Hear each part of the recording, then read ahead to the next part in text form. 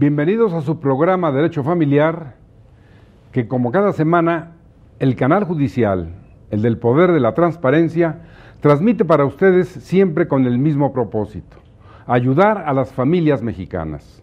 Que sea esta la ventana por la que nos comunicamos con usted, que amablemente nos permite entrar a su hogar, para llevarle lo último, las resoluciones de la Corte, lo que siempre está preocupada por darles a las familias mexicanas bienestar, las mejores resoluciones, pero siempre en esa temática. Hoy vamos a tratar unos problemas especiales vinculados con la familia mexicana, y ¿quién mejor que un experto, un maestro, egresado de la Facultad de Medicina de nuestra máxima casa de estudios, el doctor Gonzalo Torres Villalobos, médico cirujano, especialista, a quien le doy la más cordial bienvenida y le agradezco que esté con nosotros para hablar sobre estos temas que a continuación les voy a señalar. Doctor, muy bienvenido. Don Julián, muchas gracias por la invitación y es un honor estar aquí con ustedes. Gracias. Vamos hoy a tratar la temática específica que ha salido allí en la pantalla: si tienen las familias mexicanas conciencia de los problemas de la obesidad. Se va a sorprender, porque he dado un giro de 180 grados para, en lugar de enfocarnos exclusivamente a la cuestión jurídica. Usted recuerda, hace algún programa, 2 o 3 programas, hablamos de los graves problemas con la doctora Castañeda, de cuando la persona muere sin hacer un testamento, la sucesión de los cónyuges, de los concubinos, de los hijos, de los parientes. Pero usted ha pensado y sabe que tenemos primerísimos lugares en obesidad en el mundo, sobre todo en el mundo de la OECD, ese club de 25 ricos, de los mejores, se supone, países más desarrollados del mundo, y resulta, en esas circunstancias, que para hablar del problema de la obesidad, ¿quién mejor que quien es actualmente el director del Departamento de Cirugía Experimental del Instituto Nacional de Nutrición, el mejor de México? Que además el doctor es profesor titular de esta materia en la Universidad Panamericana, miembro del Instituto Nacional de Investigadores, y bueno, me acabaría el programa si sigo hablando de él. Entonces, le pediría, doctor, sobre todo tomando en consideración que quien habla y quienes lo escuchamos no poseemos la ciencia de la medicina, que nos ilustre, que nos diga qué es la obesidad. ¿Es una infección? ¿Es una enfermedad? En una familia hay gorditos y flaquitos. Todo esto, porque es muy importante para nosotros, para los mexicanos, que nos ilustre con los conocimientos en esta materia. Muchas gracias, don Julián. La obesidad ha sido mal considerada con el paso de la historia como un problema más bien asociado a problemas de conducta, a falta de disciplina. Sin embargo, ya se sabe que actualmente es una enfermedad y clasificada como tal, igual que puede ser la diabetes, la hipertensión, es una enfermedad y como tal debe recibir su tratamiento. Bueno, eso es importantísimo, porque yo, cuando menos, tengo que confesar que mi conocimiento era, pues ahí están los gorditos, pero si ahí están los gorditos, ahí están los enfermos. Así es. ¿Y por qué es una enfermedad, doctor? Mire, la definición de obesidad es una cantidad excesiva de grasa respecto al peso o al resto de la masa del cuerpo. No es tanto el peso como tal, sino la cantidad excesiva de grasa. ¿Por qué? Porque puede haber gente, por ejemplo, que haga mucho ejercicio, un físico-culturista, que tenga un peso alto, sin embargo, prácticamente no tiene grasa. Entonces ¿Y se le puede considerar obeso? No es obeso porque no tiene cantidad excesiva de grasa. Okay. Entonces es la cantidad excesiva de grasa. ¿Cómo sabe uno cuándo hay sobrepeso o obesidad? Como es difícil medir la cantidad de grasa que uno tiene, hay unos índices, por ejemplo, el índice de masa corporal. Ecuaciones que hay que hacer. Exacto, es muy sencillo, es una relación entre el peso y la talla. Porque no es lo mismo alguien que pesa 100 kilos y mide 2 metros que alguien que pesa 100 kilos y mide 1,40. Entonces el peso va en relación con la talla. Y para esto se calcula el índice de masa corporal, que es una relación que es peso entre talla al cuadrado, el peso en kilogramos, la talla en metros, y esto nos da un número. Este número es normal cuando es de 18.5 a 25. Bueno, doctor, eso es importantísimo, pero creo que es trascendente también que la distinguida teleaudiencia sepa, escuche, en realidad, si la familia mexicana, el grueso, pobres, ricos, de todos los niveles, tenemos conciencia de la obesidad. O venga el taquito, venga el otro, y bueno, pues hay unos gorditos en la familia, otros que no lo son tanto, o no lo tomamos en serio. Yo creo que también es un problema precisamente de que no se toma en serio. ¿Qué tan grave es esto? Por ejemplo, un niño que tiene obesidad, pues uno piensa al rato que crezca, ¿no?, que se estire, se le va a quitar. Pero qué tan cierto es que un niño, por ejemplo, entre los 10 y 14 años que tiene sobrepeso y obesidad, no se vaya a convertir en un obeso adulto. Si tiene sobrepeso y obesidad entre los 10 y los 14 años, 80% de esos niños van a ser obesos de adultos. 80%. Así es. Entonces esa conseja y esas cosas que se decían, no, pues los niños están sanísimos porque son unos gorditos. Pues eso es obsoleto. Eso es un concepto completamente erróneo. Incluso, por ejemplo, en la etapa de escolares, se considera que es mucho más sano un peso más bien bajo que alto, porque la obesidad no es tan fácil como que conforme crece se quita. La mayoría de las veces no se quita, se prolonga. Entonces es algo que hay que cuidar incluso desde los niños muy pequeños. Cuando el niño está todavía en el útero, si tiene falta de alimento, cuando crezca va a tener predisposición a ser obeso. Igual en los primeros años de vida, si el niño tiene desnutrición al principio de la vida, eso va a condicionar que a largo plazo sea obeso de adulto. O sea, el producto del seno materno puede estar desnutrido si la mamá, una fumadora, una alcohólica, no come, no hace, lo que sea, ¿no? Exacto. Y va a tener esa propensión. Ahora bien, esto que siempre se ha dicho coloquialmente en las familias de yo tengo un niño muy sano porque es un gordito. En lugar de que pesara 10 kilos, pesa 15 y la mamá o el papá siempre están preocupados porque coma más, pues no come, está enfermo. Eso ya no tiene una validez. Es un completo concepto muy erróneo. ¿Por qué? Porque el niño, muy erróneo. Porque el niño, escuchen ustedes bien, un concepto muy erróneo. Tenemos que aprender que es un problema. ¿Podría decirse que es una epidemia en México? Así es, la Organización Mundial de la Salud. ¿De veras? La considera la epidemia del siglo XXI. ¿Por qué? A nivel mundial. A nivel mundial, porque está teniendo un crecimiento, ya tenemos un número importante, pero continúa creciendo. Entonces es el problema de salud. Entonces está peor que el AHN1, A1HN1. Claro, porque además esto es algo que no se resuelve de un día para otro y además conlleva muchas otras enfermedades asociadas, diabetes, hipertensión, colesterol. La primera causa asociada a diabetes, tipo 2, que es la más común, es la obesidad. ¿Cuál es el tipo 2? Porque yo en realidad no diferencio eso. Es el del adulto, el que precisamente se asocia a sobrepeso y obesidad. ¿Y tipo 1 es para niños? Tipo 1 es la que le da juvenil, que es mucho más común en niños, es en general mucho menos común. Bueno, entonces, doctor, aquí va usted a dejarnos muy preocupados, porque cuando menos yo hablo por mí y seguramente interpreto la voluntad de quienes nos honran viéndonos, hemos tomado un poco a la ligera siempre esto de la obesidad. Pero en realidad creo que es muy importante que participen las personas que nos ven en lo que estamos hablando, ¿no? Porque, doctor, si es una epidemia, si a nivel mundial la Organización Mundial, la Organización Mundial de la Salud dice, en todo el mundo esto es un gran problema, ¿qué hay que hacer? Esa es la pregunta difícil, porque es un problema muy complejo. ¿Por qué? Porque no hay una sola razón. La causa de la obesidad es multifactorial. O sea, es un estilo de vida, hay una predisposición genética, hay cambios de la conducta, todo eso finalmente condiciona la obesidad. Y esa fórmula tanto que se dice, es que no haces ejercicio,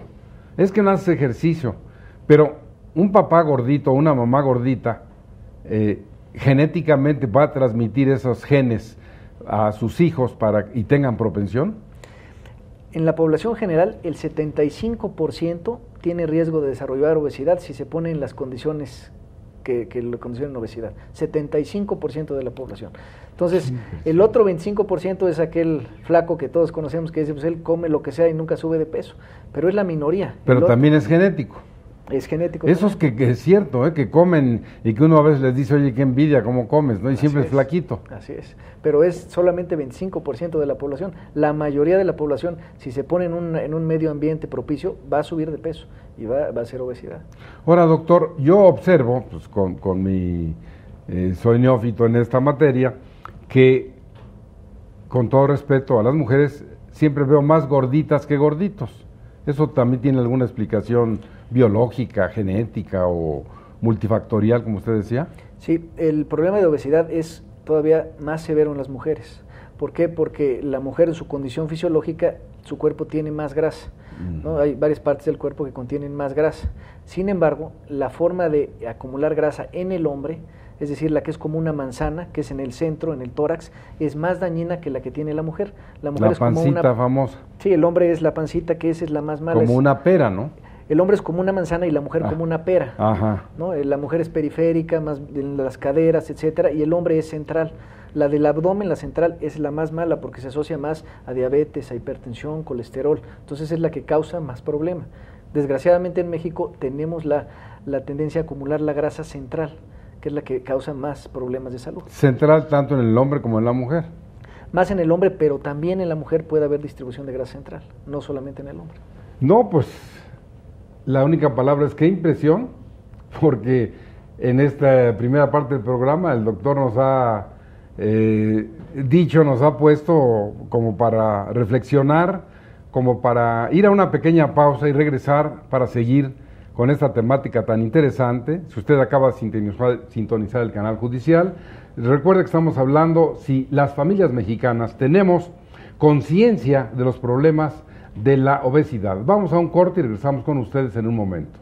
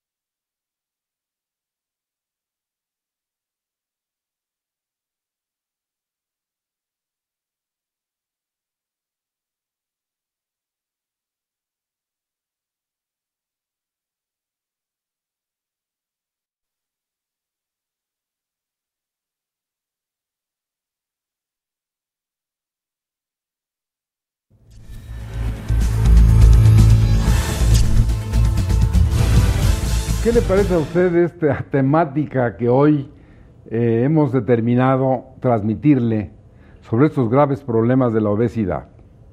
El doctor, en un lenguaje liso, llano y claro, como corresponde a quien tiene esa sabiduría, a quien es maestro y a que sabe que para transmitir sus conocimientos tiene que hacerlos en esa forma, yo le pediría que nos señalara un poco sobre esta cuestión de la etiología, es decir, esta ciencia que estudia las causas de las cosas, que en medicina específicamente es la patogénesis, que es el origen de la enfermedad. Doctor, desde el punto de vista médico, esta etiología en la obesidad, que ya usted bien lo señaló, orígenes multifactoriales, genéticos, medio ambiente, por supuesto, ¿podría darse el caso de que en una familia, sobre todo llevado a las diferentes clases de familia que hay en México, cómo se da un divorcio, las familias de concubinato, ahora las familias homosexuales o lesbianas, donde uno de ellos tiene la guardia y custodia de los niños, el papá los saca el fin de semana, los enloquece con las chatarras, con las hamburguesas, con los helados, etcétera, llegan el lunes a su actividad normal y les dicen, no, pues ahora es así. Esta etiología desde el punto de vista de la medicina, podríamos encontrar orígenes de esta enfermedad más allá de estos tres que usted ha señalado? Sí, como mencionamos, 75% de la población tiene predisposición a obesidad. Ajá. Entonces, si esa 75% se expone a las condiciones propicias para subir de peso, ¿como cuáles? Primero, el medio ambiente, que es propenso a obesidad. La comida nunca había sido ¿Qué quiere decir que el medio ambiente, por ejemplo? Yo no lo dimensiono. Por ejemplo, es la forma de vida, quiere decir. Okay. Por ejemplo, los alimentos nunca en la historia habían sido tan baratos y tan accesibles. Es cierto, ahora con 20 pesos se come, ¿no? Uno ni siquiera necesita salir de su casa ni de su cuarto. Puede levantar el teléfono, pedir lo que uno quiera y le llevan la cantidad de comida que quiera sin el menor esfuerzo. Entonces, muy disponible, muy barata, pero no de la mejor calidad. Hay muchos alimentos porque precisamente lo más barato es... Lo van a linchar, doctor, cuando salga de acá, las hamburgueserías y todos los demás. Y bueno, esto es una mala propaganda, pero es una realidad. Los alimentos altos en grasas y en carbohidratos refinados se pueden considerar no los mejores para la salud. La proteína es más cara y es mejor calidad, tiene algunas ventajas, pero es más cara. Entonces, eso respecto al alimento, a la disponibilidad, ¿no? Las porciones, el tamaño de las porciones. Uno ve, por ejemplo, las fotografías de lo que eran unas palomitas de maíz en el cine hace 50 años y eran la 10ª parte de lo que es ahora una cubeta de palomitas. Que además se la repiten gratis, ¿no? Que tiene relleno gratis, refresco todo el que quiera. El refresco, por ejemplo, antes de qué tamaño era un vaso de refresco y ahora hay vasos de refresco que son gigantescos, ¿no? Las calorías tomadas, por ejemplo, nunca tomamos en cuenta que en un refresco de 1 litro o 2 litros nos podemos echar miles de calorías, o sea, prácticamente la mitad o más de las calorías que necesitamos al día. Entonces, todo ese medio ambiente sumado a que no hacemos actividad física. Trabajamos en una oficina, sentados en una computadora, nos levantamos, si acaso, a la oficina de junto, al baño, etcétera, pero todo el tiempo estamos sentados.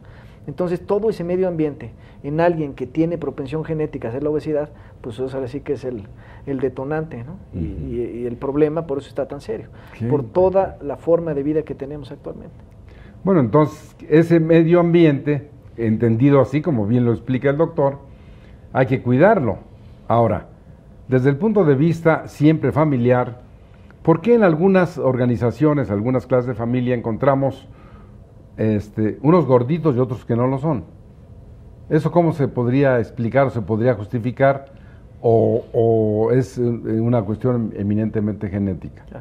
La parte genética es importante, sin embargo, la gente con la que uno convive y las relaciones que tiene, las amistades, los hábitos, también tienen que ver. Por ejemplo, se sabe que un niño que tiene 2 padres con obesidad, o sea, el padre y la madre con obesidad, tiene un riesgo de 80% de tener sobrepeso y obesidad, nada más por ese hecho, ¿no? Entonces, es no solamente la genética, sino es el ambiente, porque si consideramos que es una familia, pues conviven en el mismo medio, tienen los mismos hábitos, mismas conductas, entonces todo eso desemboca finalmente en obesidad. También se ha visto que incluso cuando no tenemos parentesco con alguien, y para ver este carácter del medio ambiente, cuando uno convive con personas que tienen sobrepeso y obesidad, tiene más riesgo de desarrollarlo. ¿Por qué? Porque es el mismo ambiente. Si uno se mueve en el mismo ambiente... Entonces es casi como si se infectara. Tiene un comportamiento casi como si fuera algo infeccioso prácticamente. ¡Qué impresión! ¿Por qué? Porque es el medio ambiente, ¿no?, al que uno se adapta y entonces acaba modificando los patrones de conducta. Lo que come, dónde come, la calidad de lo que come, cuánto ejercicio hace. Entonces se modifica y lo hace susceptible a subir de peso. Por ejemplo, es muy común observar que a veces con la persona con la que nos hemos casado, con la que hacemos vida en común, tenga una familia o de gorditos o de flaquitos. Y ya con la cónyuge, con la persona que usted hace la vida en común, que tiene otros hábitos, etcétera, un poco se va separando de ese patrón, porque entra en otra dimensión, ¿no? Así es. Entonces, en eso la medicina, las respuestas, usted en su carácter de director de la clínica de enfermedades de la digestivas y de obesidad de la Clínica Médica Sur, ¿qué le sugeriría a las personas? Claro, pues ojalá lo pudieran ir a visitar, Yo aquí casi lo comprometería a usted a que, pues, como que les diera un poco una media beca, así para que la gente se anime, y que siempre este programa, fíjese usted que, por ejemplo, yo no le he dicho, que nosotros recibimos aquí correos electrónicos de una gran variedad de diferentes partes de todas partes del mundo, de México, etcétera. Nos plantean problemas jurídicos, les damos respuestas, siempre lo hacemos de una forma gratuita, ¿no? Que es más fácil hacerlo porque solamente se habla. Pero yo creo que podríamos pensar, comprometer un poco, pues que usted cobrara una cuota más reducida de la que siempre cobra, a personas de las que nos están viendo, que hablaran a su teléfono 5424-6892, que la clínica de Médica Sur, que dirige el maestro Torres Villalobos, y pues que le dijeran, oiga, pues vimos a Julián Huitrón y a usted también, entonces que le damos una cita, mire la panza, mire la gordura, etcétera.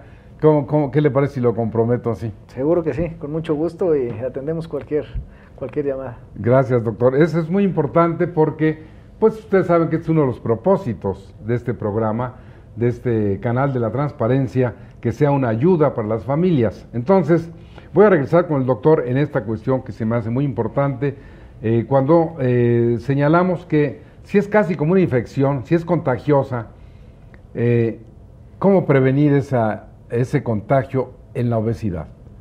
¿Qué le sugeriría usted a la distinguida teleaudiencia? Primero, por ejemplo, cuando uno toma una dieta, lo ve como algo transitorio, ¿no? Dice, bueno, voy a estar mes y medio de dieta, cuando acaba la dieta regreso a los mismos hábitos que tenía antes. Eso es impresionante. Entonces, eso no funciona a largo plazo. Bajar de peso no es tan difícil, el problema es bajar de peso y mantener el peso abajo, esa es la parte difícil. Entonces, ¿qué se necesita para bajar y mantenerse? Cambiar hábitos, es decir, dejar de hacer cosas que rutinariamente hacemos y que nos están condicionando que subamos de peso. Entonces, tenemos que cambiar hábitos para que la baja de peso se prolongue y funcione a largo plazo. Sin embargo... Por ese famoso, yo en mi ignorancia, doctor, pues aprovecho que está usted aquí, eso que en un momento dado se dice, es que le viene el rebote. ¿Qué quiere decir eso así en palabras muy comunes? Muy cierto, porque el cuerpo, cuando uno va subiendo de peso, digamos que si uno está aquí, tiene un nivel basal al que el cuerpo dice, pues yo estoy aquí, pero cuando uno va subiendo de peso, el cuerpo cambia y dice, yo no soy aquí, yo soy acá. Entonces ya cambió su nivel basal. Cuando uno empieza a bajar... ¿Nivel basal qué significa? Es digo, perdóneme, pero pues claro, como es tan compleja la cuestión médica, prefiero... dicen que el que pregunta no se equivoca, y si pregunta dos veces, pues mejor, porque no quisiera que quien nos ve le cambie el canal. Quédese ahí, porque estamos aprendiendo todos. Digamos que es el nivel a que el cuerpo considera que debe estar. Cuando uno sube de peso ya cambia del que estaba aquí al nuevo. Ah, correcto. Entonces, cuando uno tiene una dieta, por ejemplo, el cuerpo no dice, pues estamos en una dieta, dice falta comida. Entonces el cuerpo se empieza a preparar porque no sabe cuánto tiempo va a faltar comida. Entonces empieza a echar mecanismos para ahorrar las energías que ya tenemos. Entonces uno empieza con la dieta, empieza a bajar de peso y el cuerpo dice sigue faltando comida. Entonces, ¿qué hace? ¿Qué mecanismos echa a andar para prevenir esto? Nos empieza a dar más hambre, nos baja el metabolismo. Entonces, cuando estamos tratando de bajar de peso, es casi una lucha contra el propio cuerpo, porque el cuerpo nos va a intentar llevar otra vez a donde estábamos, porque ya él dijo, yo estoy aquí. Busca su Entonces, nivel. busca otra vez regresar. Por eso es tan difícil, y es más difícil entre más sobrepeso se tenga. Es más fácil bajar 5 kilos que 10, que 20, que 30, etcétera. Entre más peso se tenga, más difícil es bajar y mantenerlo a largo plazo. Esa es la parte más difícil, mantenerlo a largo plazo. No, pues es impresionante. Yo creo que deberíamos comprometer al doctor, yo hablando por la teleaudiencia, a que no nos deje nada más con este único programa, sino que hagamos otro para que específicamente vayamos a cosas más determinadas, porque nos ha dejado con una impresión enorme, cuando menos a quien les habla, porque estamos aprendiendo y estamos aprendiendo mucho, doctor. En México, usted ya lo señalaba, por la conformación morfológica de la mujer, que puede tener, es más tendiente a ser más gordita, pero tanto el hombre como la mujer, la familia, etcétera, ¿cómo podríamos mejorar la dieta de todas las familias? ¿Qué le propondría usted a la gente? ¿Qué se puede hacer? ¿O ya no hay solución? Claro que es un problema que tiene solución, nada más que no es tan fácil. ¿Por qué? Porque hay que cambiar incluso conductas que tenemos por generaciones, ¿no? Entonces, por ejemplo, en una familia, ¿no? Yo me acuerdo que de chico me decían que todo lo que te sirvas te lo tienes que acabar, el plato completo. Yo ahora les digo a mis pacientes que de preferencia no se sirvan lo que no se van a comer, pero si ya se sirvieron algo y ya no quieren seguir comiendo, es mejor que no se coman eso.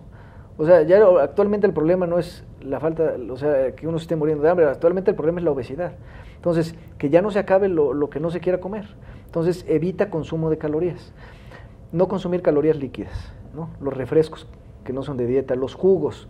Por ejemplo, un jugo dice, bueno, pues es una cosa muy buena, ¿no? Pues de fruta, etcétera. Tiene cosas buenas, no hay lugar a dudas. Sin embargo, también tiene muchas calorías.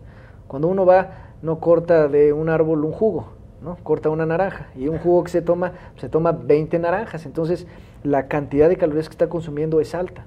Entonces hay que evitar comer grasas y carbohidratos en altas cantidades, hay que evitar tomar calorías líquidas en grandes cantidades, hay que tratar de hacer actividad física, pero no solamente actividad física de ir a hacer ejercicio todos los días, que es lo mejor, pero no todo el mundo puede y ni tiene el tiempo. Entonces tratar de hacer actividad física durante el día normal. Es decir, ¿de eso cómo se puede hacer? Cuando vamos a trabajar, por ejemplo, en vez de subir por el elevador, aunque sean 2, 3, 4 pisos, subimos por las escaleras. Y aunque sea, vamos despacio, pero cada escalón que se va subiendo son calorías quemadas.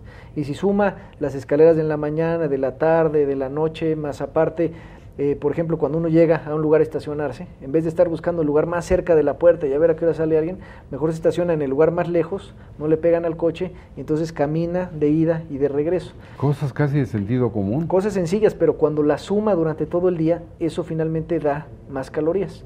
O sea, lo esencial es cambiar la actitud hacia la actividad física. O sea, ver cada oportunidad de hacer algo como algo que va a beneficiar mi salud. En vez de verlo como decir qué flojera, me tengo que parar a dejar esto, etcétera, decirlo, ahorita tengo oportunidad de caminar un poquito, salir a hacer un poco de actividad física, moverme, quemar unas calorías, y eso es muy importante, cambiar la actitud. Esa actitud mental a la que se refiere el doctor es fundamental porque es precisamente la motivación es lo que en un momento dado nos pone con toda atención sobre esta gran problemática que estamos tratando con él. Ahora, doctor, esta cuestión de la obesidad, desde su punto de vista científico, médico, ¿se podría calificar la obesidad como una adicción psicológica? No tanto. Digo, yo sé la pregunta que le hago, porque hablar de adicción y en este tiempo y en estas circunstancias es así como de que, bueno, pues comer tanto es como si fumaras marihuana, pero ¿hasta dónde sí se puede crear una dependencia, una adicción, porque yo no encuentro otra palabra, de carácter psicológico, porque lo que usted propone se oye muy bien, pero para realizarlo es más fácil estar en esa adicción psicológica? Sí, no hay duda que hay un grupo de personas con obesidad que sí tenga un problema en ese sentido, ¿no? De un tipo de adicción o ¿cómo se llama? Consumo excesivo de alimentos por cuestiones de ansiedad, etcétera. Sin embargo, o sea, no es la mayoría de los casos ni es la única causa. Como mencionas, es multifactorial. Los problemas psicológicos asociados a la obesidad, aunque algunas veces la condicionan, muchas veces la obesidad es la causa del problema. Por ejemplo, los pacientes que tienen obesidad mórbida, casi 90% tienen depresión. ¿Qué significa obesidad mórbida? ¿Es ¿Ya para morirse? Es un grado tan severo de obesidad que está causando morbilidad, es decir, está causando daño a la salud simplemente por tener ese grado de obesidad. ¿Qué daño? Diabetes asociada, hipertensión, problemas de articulaciones. O sea, van a derivar esas enfermedades de eso que usted llama morbilidad y que debemos entender los neófitos como un exceso es un grado máximo de obesidad, ¿no? Así es, el grado máximo de obesidad. Hipertensión y diabetes, cáncer o qué otras cosas podrían derivar. Digamos, la obesidad afecta todos los sistemas del cuerpo, prácticamente todo. Lo metabólico, digamos la diabetes, la hipertensión, colesterol es lo que más común se sabe, pero daña, por ejemplo, las articulaciones. Se asocia a muchos tipos de cáncer. Produce una cosa que se llama apnea del sueño, ¿no? Que es esa ronquera, apnea del sueño. Que es esa gente que ronca intensamente en la noche, que a veces se despierta porque se está ahogando. ¿Habrá gente que no ronque? Hay gente que no ronca, pero la obesidad está directamente asociada a ese problema, ¿no? Gente que no sabe que lo tiene, ronca muy fuerte, se despierta en la noche ahogándose, al día siguiente está cansado porque no duerme bien, esos gentes pueden tener apnea del sueño y eso está directamente asociado a la obesidad. Qué barbaridad. No, pues yo creo que el doctor hoy nos va a quitar el sueño, a lo mejor un poco el apetito, pero es tan importante lo que él señala, que siento que es muchísima información, una información casi enciclopédica, como si fuera un examen a título de suficiencia, porque la experiencia, la sabiduría, la forma en que lo maneja, nos va dando una dimensión muy importante que ustedes allá en su hogar deben de considerar, porque si, como él ha señalado, la obesidad en un momento dado tiene todas esas características, y lo último que acaba de señalar, esta mórbida, puede ocasionar que si no estaba tan gordo, no podía aparecerse un cáncer, por ejemplo un cáncer de mama en una mujer, debe ser todavía más si está con mucha grasa, ¿no? Sí, o sea, tiene más riesgo de desarrollar un cáncer, por ejemplo, de mama, endometrio, ovario, colon, páncreas, alguien que tiene obesidad que alguien que no lo tiene. Entonces, tiene, por ese hecho de tener obesidad, tiene más riesgo de tener el cáncer. ¿Y a esas personas qué se les puede aconsejar, que de manera preventiva, qué se puede hacer? Porque digo, ya estamos hablando de una cuestión nacional, epidemia, etcétera. En la misma forma, usar los medios masivos de comunicación, ¿cómo podríamos ayudar a la gente, doctor? Pues mire, la educación es el arma, yo creo que más efectiva, y con la educación va de la mano con cambio de hábitos, ¿no? Y con cambios de conducta. Entonces, está demostrado, por ejemplo, que la obesidad está relacionada al nivel social, nivel educativo. Entre más nivel educativo tenga una persona, menos porcentaje de obesidad. Actualmente la obesidad es un problema incluso de la pobreza, y es un problema que, aunque al inicio afectó más a países del primer mundo, es un problema que está afectando y va a afectar mucho más a países de menos recursos. Como el nuestro. Así es. En vías de desarrollo. Así es. Y va a ser un problema que va a ser tan difícil de resolver porque acarrea consigo enfermedades crónicas que son de muy difícil manejo y muy caras. Por ejemplo, la diabetes que afecta los ojos, los riñones, el corazón, el cerebro, prácticamente todo. El primer factor de riesgo para diabetes tipo 2 es la obesidad. Entonces, todos esos va a traer como consecuencia un cambio en las prioridades de salud de las poblaciones y de los países, porque ahora para tratar un problema crónico relacionado a diabetes, se necesitan mucho más recursos que algo infeccioso, por ejemplo, ¿no? Que ahora, por ejemplo, las vacunas y todo, pues ya erradicaron muchas enfermedades, se han quitado muchas cosas infecciosas, pero esos son fáciles de resolver. Se da una vacuna, se da un antibiótico y se resuelve. Pero un problema crónico, una diabetes, que dura años, que daña muchos sistemas, genera muchísimos costos, difícil de tratar, con consecuencias para la persona, para la sociedad, para la familia. Un impacto, y para la familia, ¿no? Finalmente, que es parte de la sociedad, célula indispensable, ¿no? Y usted, en su experiencia, sobre todo en esos puestos importantes como el de nutrición, el mejor hospital de México, y a nivel mundial que compite con lo más destacado, considera, y este es un canal que siempre está abierto a lo que es la realidad, que hay políticas públicas adecuadas para combatir la obesidad. Sí, se han hecho muchas cosas en este respecto. Se han hecho cosas desde los niños, que es muy importante decir. Pero fíjese, doctor, dice usted, se han hecho. Eso es algo que a mí me atrae mucho la atención, porque pienso, y yo lo hago en derecho familiar, que debe haber siempre una acción permanente y no una campaña temporal. Se han hecho. ¿Cuánto tiempo? ¿Se siguen haciendo? Hay políticas públicas, hay presupuestos, hay todo esto, para en un momento dado resolver este problema a nivel nacional. Yo no las veo, no las conozco. Se han hecho muchas cosas más que antes, ¿no? Mucho más. O sea, primero se ha identificado a la obesidad como un problema. Antes no se reconocía como un problema. ¿Y como una Número enfermedad? uno, como una enfermedad. Número dos, se han tomado ya medidas desde el punto de vista de escolar, campañas publicitarias, educación, etcétera. O sea, se ha hecho mucho más de lo que se había hecho antes. Sin embargo... ¿Y cuál es el resultado? El resultado, por ejemplo, países primermundistas, donde tienen buena educación, tienen mucho más recursos y todo, no pueden controlar el problema de la obesidad. Estados Unidos. Entonces, es un problema tan complejo que no hay una solución mágica. O sea, son cosas que llevan tiempo, que implican mucho esfuerzo, que implican educación. Es un problema muy complejo y difícil de resolver.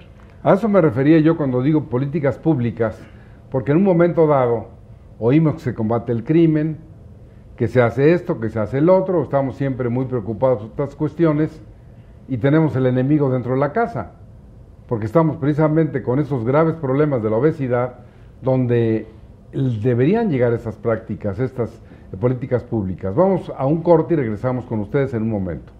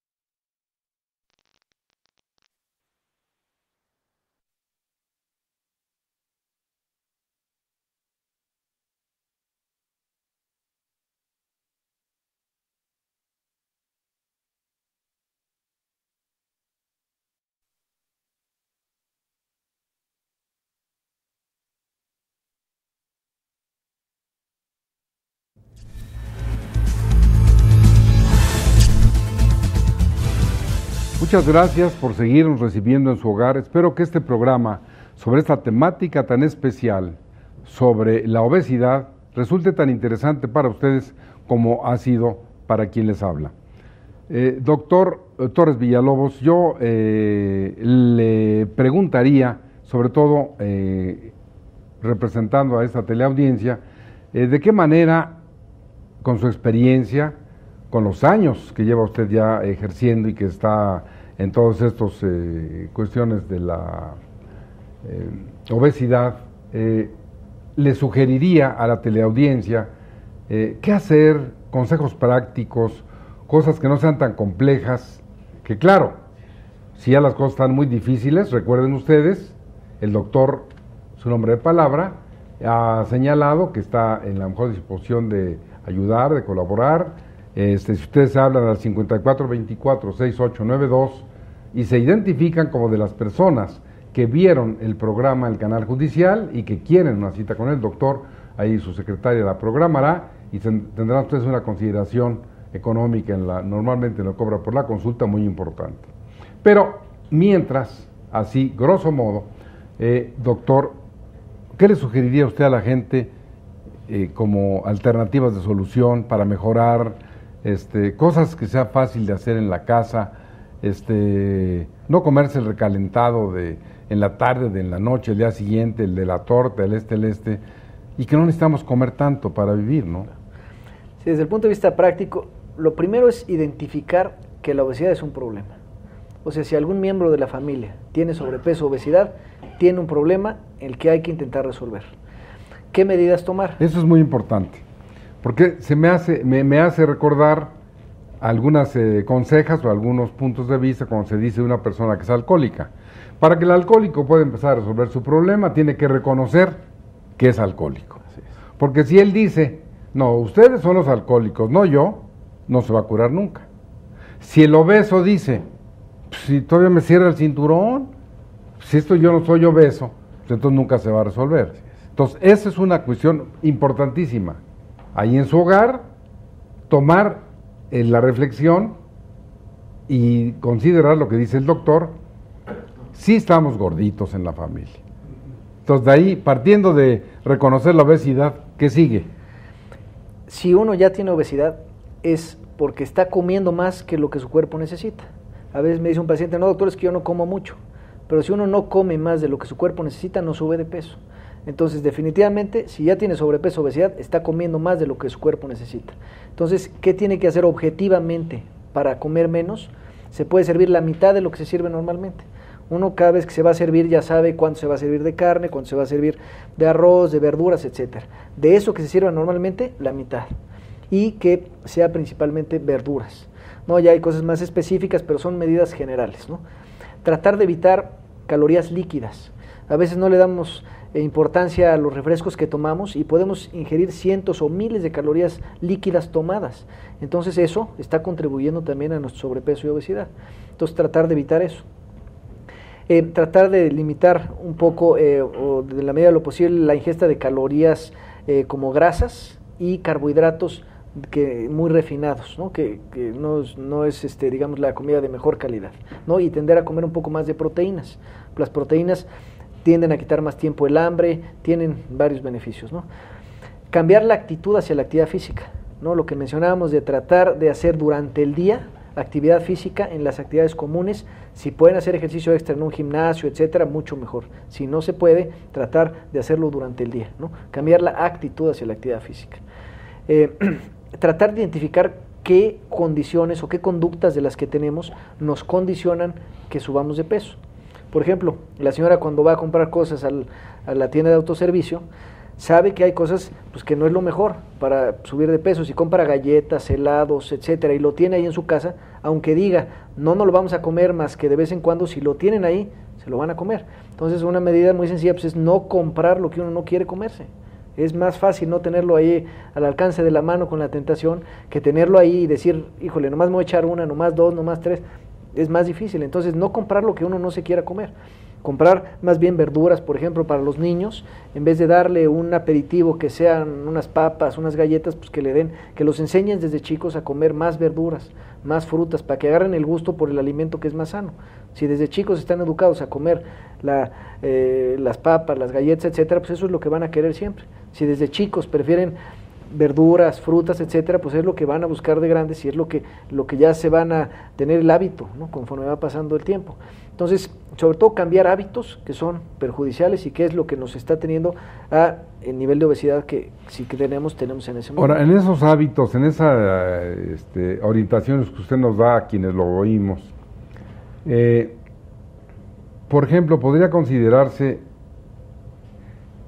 cómo meter un freno, porque bueno, usted de repente se ha sentado a comer y tiene muchísima hambre y le dan y come más y le dan más y sigue comiendo. ¿Cómo parar? ¿Se puede? Es muy difícil, doctor, porque a la hora que uno está sentado y que ha pasado X horas sin comer y tal, no quiere saber de que si en la televisión el doctor Torres Villalobos y Julián Huitrón les dijeron, oiga, no, fíjese que, no, si hay después volvemos a ver el programa, pero ahorita tráeme todo lo que hay, ¿no? ¿Cómo? Es muy difícil. Sí, respecto a eso, por ejemplo, uno dice, bueno, no voy a comer nada en todo el día, más que en la noche que llegue a mi casa. Eso no es bueno, porque llega uno con una hambre tremenda, y finalmente en lo que esa hambre empieza a bajar cuando uno empieza a comer, ya consumió más de todo lo que necesita. Entonces, hay un dicho que dice que hay que desayunar como rey, comer como príncipe y cenar como un mendigo. ¿Por qué? Porque cuando más actividad hacemos es temprano en el día, es cuando más calorías quemamos. En la noche, cuando nos vamos a dormir, se queman muy pocas calorías. Entonces, además, cuando uno está en ayuno todo el día y llega la noche, tiene una hambre tremenda porque su cuerpo ya se le bajó el azúcar, ya generó hormonas, está inquieto y entonces empieza a comer en forma mucho más compulsiva que si tiene más comidas en el día y no llega a tener esa hambre tan importante. Entonces, por ejemplo, un buen desayuno, comida moderada. ¿Qué significa para usted, cena escaso, con su experiencia, un buen desayuno y agregando un elemento que no le había preguntado, las horas? Porque a veces uno puede desayunar o almorzar a 8 o 9 de la mañana, volverse a sentar a las 4 o 5 de la tarde, volver a sentarse a las 12 de la noche y es un desastre. claro. Un buen desayuno desde el punto de vista de la dieta, de su experiencia, de la medicina, ¿qué sería? Primero tomando en cuenta que finalmente lo que queremos hablar es consumir menos calorías, ¿no? A veces la gente se centra mucho en el qué. No, pues es que yo no como esto, no como lo otro, pero el cuánto se les olvida. O sea, podemos consumir algo que no tenga muchas calorías, pero si comemos mucho de eso, pues finalmente son más calorías. Entonces hay que tomar en cuenta el cuánto. Un buen desayuno que me pregunta, por ejemplo, ¿no? Las proteínas que mencionamos que quitan más tiempo el hambre, por ejemplo, una proteína de muy alta calidad es la proteína del huevo. Tiene un poder de saciedad. Saciedad quiere decir que quita el hambre por mucho más tiempo. Cuando uno se desayuna un cereal con muchos azúcares refinados en la mañana, al poquito tiempo tiene hambre otra vez. En cambio, si desayuna, por ejemplo, unos huevos, con esta capacidad que tienen las proteínas de quitar más tiempo el hambre, pueden pasar 2, 3, 4 horas y no le da hambre. Entonces, un buen desayuno, como mencionamos, debe de incluir algo de proteínas, para que quite más tiempo el hambre, y tratar de reducir lo que es más refinado. O sea, lo que es lo más diferente a lo natural. Entre más refinado tenga, más aditivos, es lo más diferente a lo natural, ¿no? Entonces, azúcares refinados, tratar de evitarlos, bebidas con alto contenido de calorías, etcétera, ¿no? Entonces, un buen desayuno, por ejemplo, huevos que tengan no demasiada grasa, obviamente, que no tengan tampoco cosas agregadas que tengan grasa importante, ¿no? Y eso ayuda a quitar bastante el hambre, ¿no? La leche, por ejemplo. La leche baja en grasa es un alimento muy bueno porque tiene proteína de alta calidad, quita el hambre por un tiempo importante y hace que consumamos menos alimentos por el hambre que nos genera, por ejemplo, consumir un refresco o alguna otra cosa, ¿no? Entonces, una dieta balanceada que tenga buena cantidad de proteínas y que evite grasas y carbohidratos refinados en alta cantidad. Ahora, la fruta, así natural, etcétera, dicen algunas personas que eso también las engordan. ¿Es por las calorías? Sí, finalmente hay frutas que tienen más calorías que otras, ¿no? Y todo va en referencia a la cantidad también. Las frutas son muy buenas, tienen muchas propiedades, vitaminas, muchas otras cosas que incluso ni siquiera se han identificado, muchas otras, ¿no? de elementos que tienen y que son benéficos. Sin embargo, desde el punto de vista del sobrepeso, sí hay algunas que pueden tener más calorías. En cantidad moderada está perfecto, pero en grandes cantidades, o sea, todo en exceso, no es... Entonces, un buen desayuno, por ejemplo, tortillas, frijoles, huevos, ¿como para cuántas horas da, de acuerdo a su experiencia, que sería conveniente que la gente vuelva a sentarse a comer? Un buen desayuno que tenga proteína de buena calidad, pueden pasar 4 o 5 horas sin que la gente tenga la necesidad y el hambre de volver. Ahora, si uno se extiende en ese horario y en lugar de 4 o 5 vuelve a sentarse hasta las 7 o 8 horas, ¿en qué perjudica su salud? Pues no es tanto el ayuno como Come tal, mucho, sino que llega a comer mucho. ¿Qué otras cosas se pueden hacer para no llegar a comer tanto? Cuando uno come despacio, da tiempo a que los nutrientes que uno consume, los carbohidratos, la glucosa, etcétera, los azúcares, las proteínas, se absorban, y entonces al absorberse, eso finalmente va a hacer que el cuerpo diga, ya estamos comiendo, y ya se va bajando el hambre. Si uno come muy rápido, no da tiempo a que pase eso, a que se vaya quitando el hambre, porque ha consumido mucho y todavía no da tiempo a que se absorba y a que se quite el hambre. Si uno come despacio, da tiempo a que se vaya absorbiendo y a que se vaya quitando el hambre. Entonces, tratar de no comer demasiado rápido, llegar con mucha hambre a comer todo lo que en ese momento le quepa, porque va a acabar consumiendo más calorías. Irse despacito, ¿no? Tomarse un poquito una cosa y seguir comiendo, pero pausadamente. Eso da tiempo a que se le quite un poco el hambre. Ahora hay tantas consejas populares, tantos dichos, que dicen que, por ejemplo, el agua interrumpe la digestión cuando está usted comiendo. ¿Esa es una falacia o es una realidad? No interrumpe la digestión. Lo único que hacen un poco los líquidos cuando están junto con los sólidos es que probablemente se hace un tránsito un poco más rápido, el alimento pasa más rápido del estómago al intestino y se absorbe un poco más. Eso es realmente lo único, pero no es que interfiera con la digestión. Hay que comer con líquidos. Sí, lo importante es comer la cantidad moderada, ¿no? Comer con líquidos, sin líquidos, digo, no es tanta trascendencia si el líquido que tiene no tiene mucha Esta caloría. metáfora que yo la escuché precisamente en su clínica del doctor Arroyo, que evidentemente vale la pena señalar, que usted ya la dijo antes, comer menos, comer la mitad, que él decía la dieta del TLM, tragar, como iba así, ¿no? TML, bueno, comer la mitad, ¿no? Ya cuando uno está sentado frente a ese exquisito plato, lo que quiere, ¿cómo frenar eso? Es como contra natura, ¿no? Pues sí, finalmente la voluntad puede controlar todo, ¿no? Si uno hace conciencia y se convence a uno mismo que tiene que comer menos y cada vez que se sienta a comer, dice y se recuerda que tiene que comer moderadamente, eso le va a poner un cierto freno, ¿no? Pero tiene que ser es un trabajo diario, o sea, que la conciencia esté pensando y viendo que, bueno, ese plato que está, aunque se ve muy apetitoso y todo, y lo va a comer, que lo coma en forma moderada, ¿no? No necesita terminarse todo el plato, puede comer, disfrutarlo, pero moderadamente. Ahí voy a rescatar una palabra que es fundamental en este caso de la dieta, pero en la vida, ¿no? La voluntad, que eso es algo que mueve el mundo, es algo importantísimo. Ahora, siempre con esta vocación de orientar a la teleaudiencia, yo traigo a colación cuestiones que oigo o que he oído desde cuando era niño y que se repiten después de comer primero cosas crudas y después cocidas, no mezclar,